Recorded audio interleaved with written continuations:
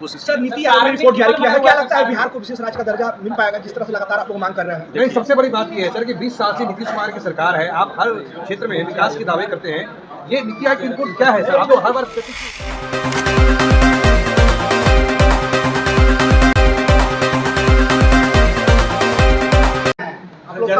किस तरह के आपके पास सबसे पहले तो आप सबका स्वागत है, प्रेस और मीडिया के सभी प्रतिनिधियों का। जन सुनवाई कार्यक्रम माननीय मुख्यमंत्री श्री नीतीश कुमार जी के निर्देश पर लंबे अरसे से पार्टी कार्यालय में किया जा रहा है और जन सुनवाई कार्यक्रम जिस विभाग के मंत्री का तिथि तय रहता है, आज भी कल भी काफी बुलाया, उसके हिसाब से उनके विभाग के भी समस्या लेकर लोग आते हैं और जिस विभाग के मंत्री नहीं रहते हैं, कभी कभी उस विभाग की भी समस्या यहाँ पर आ जाती है।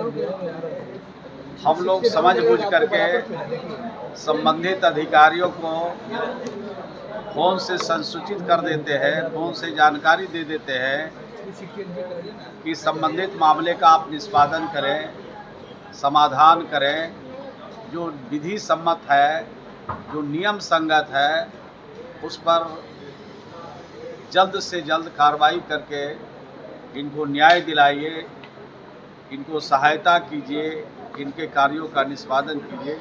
ये निर्देश संबंधित अधिकारी को देते हैं और उसका फलाफल भी देखने को मिल रहा है। बाकी अपने विभाग से संबंधित जो भी काम रहते हैं उसका भी निदान हम लोग निकालते हैं। तो जन सुनवाई कार्यक्रम से सिर्फ हम अपने राजनीतिक सामाजिक कार्यकर्ता का समस्या हल नहीं, बल्कि आम जनता भी आ जाती है, उनके भी सवाल को हल करने की दिशा में हम लोग पहल करते हैं। ये जिस तरीके से कल केस सनी के पिता की हत्या की गई निर्मम तरीके से, देखिए घटना बहुत दुखद है।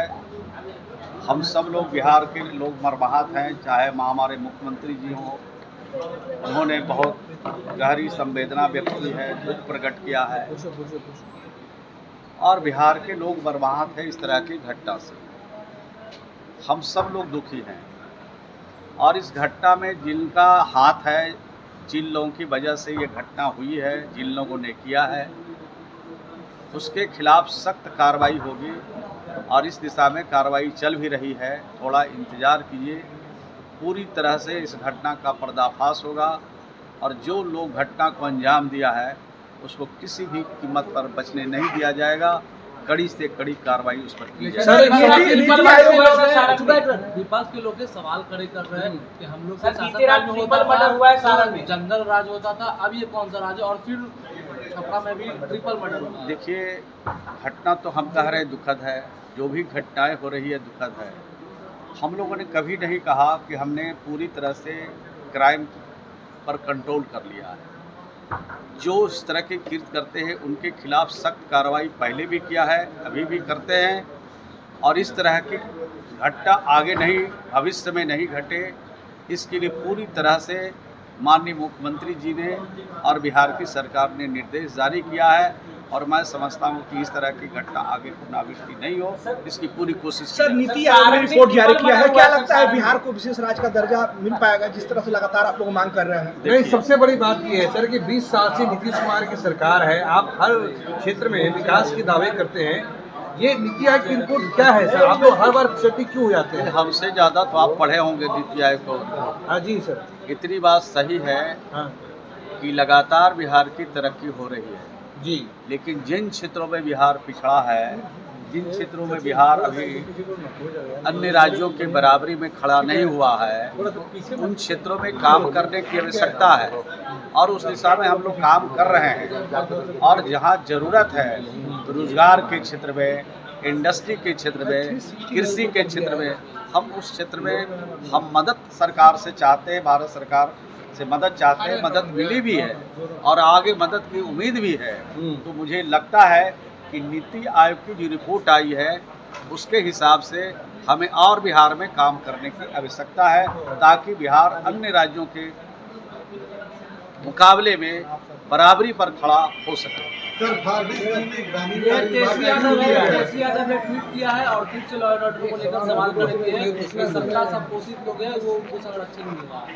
देखिए, कौन लोग इस घटना को अंजाम दिया है, थोड़ा इंतजार करिए तब पता चल जाएगा। सर सारण में सत्ता के तरफ से कभी इस तरह के कृत्य नहीं किए जाते हैं। ये नीतीश कुमार जी का शासन है, न्याय के साथ विकास का शासन है। न यहाँ किसी को फंसाया जाता है और न किसी को बचाया जाता है। दूध का दूध, पानी का पानी चंदीनम होगा।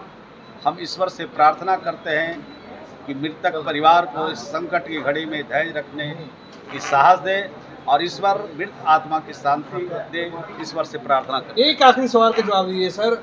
सुप्रीम कोर्ट का निर्णय आया है, सुप्रीम कोर्ट के निर्णय के बाद जिस समुदाय को आप लोगों ने SC ST में शामिल किया था उसको बाहर कर दिया है और सुप्रीम कोर्ट ने टिप्पणी की है कि राज्य सरकार ने आरक्षण के साथ शरारत की है। किस रूप में आप इसको लेते हैं? हमारा काम था, हमने किया जी।